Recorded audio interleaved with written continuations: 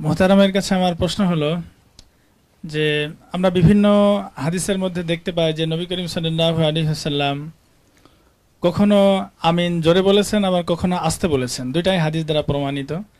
আবার কখনো হাত বুকের উপরে বেঁধেছেন, কখনো নিচে বেঁধেছেন, এ দুটো হাদিস দ্বারা প্রমাণিত।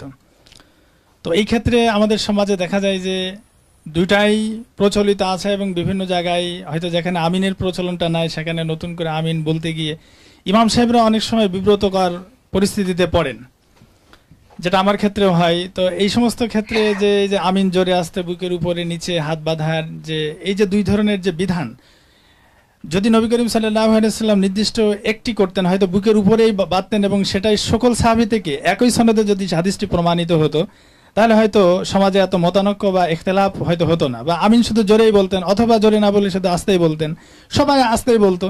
এই জোরে আস্তে উপরে নিচে সব মিলায়ে আসলে একটা ফিতনার একটা বিষয় আমরা দেখতে পাচ্ছি।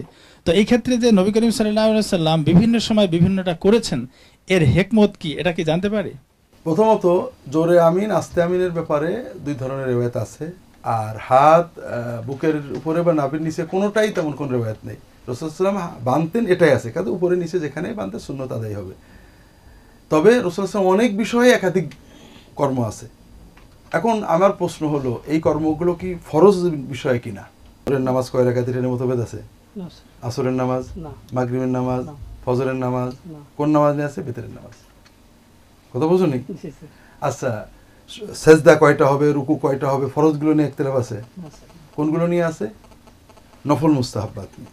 কারণ ইবাদতগুলো যদি তুমি শতভাগ একরকম করো তাহলে এটা অটো হয়ে যায়। অটোটা কেমন? তোমরা কম্পিউটারে এই যে বোতাম টিপলে বুট হয়, দেখো কয়েক সেকেন্ড বা মিনিট পরে উইন্ডোজ দাঁড়িয়ে আছে, ঠিক না? ভিতরে কি হলো তুমি বুঝতে পারলে না। আমাদের নামাজ এরকম অটো হয়। আল্লাহু আকবার বলার পরে আসসালামু আলাইকুম বলার মাঝখানে কি বলে ভুলে যায় আমরা। কিন্তু যখন নামাজ অল্টারনেট করবা তখন দেখবা নামাজে মনোযোগ থাকে। কথা বুঝতে পেরেছো? এই জন্য বোঝা যায় রাসূল সাল্লাল্লাহু আলাইহি ওয়াসাল্লাম যেমন এক কোরআনের সূরা সব একরকম পড়তেন, এক এক সময় একটা পড়তেন। বুঝতে পেরেছো? ঠিক তেমনই কিছু কিছু ফেরাইলে একাধিক রেওয়ায়াত সহিহ, যেমন রফলের দিন একবার করা, একাধিকবার করা, এতে মনে হয় রাসূল সাল্লাল্লাহু আলাইহি ওয়াসাল্লাম এগুলো অল্টারনেট করতেন। কোনো যে সাহাবী যেটা দেখেছেন সেটাই করেছেন। আর এই ধরনের বিষয়গুলোতে ব্যতিক্রম থাকাটা ইসলামের প্রশস্ততা বোঝায়, উদারতা বোঝায়।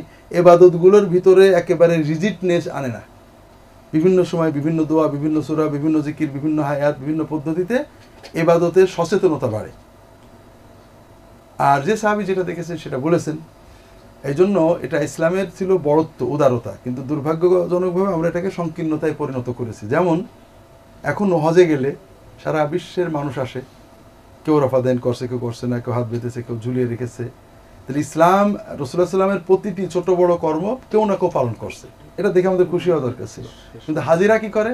ওই দেখ নামাজ হচ্ছে নাকি, একটা নামাজ হলো, ওই দেখ ওই দেশের মানুষ অনুন করে, কেউ বলে অনুন করে, কেউ বলে অনুন করে, নানাভাবে এগুলো নিয়ে ক্রিটিসাইজ করে। অর্থাৎ আমাদের বড়ত্বটাকে আমরা ছোট করে ফেলেছি। এই জন্য রবীন্দ্রনাথের গান অধিকাংশ একই সুরে, আর নজরুলের গান এক একটা এক বিভিন্ন সুর আছে, বৈচিত্র্য অনেক বেশি, মজা অনেক বেশি। কিন্তু দুর্ভাগ্য হলো এই মজাটাকে যদি সমালোচনায় নিয়ে যাও তাহলে মুশকিল।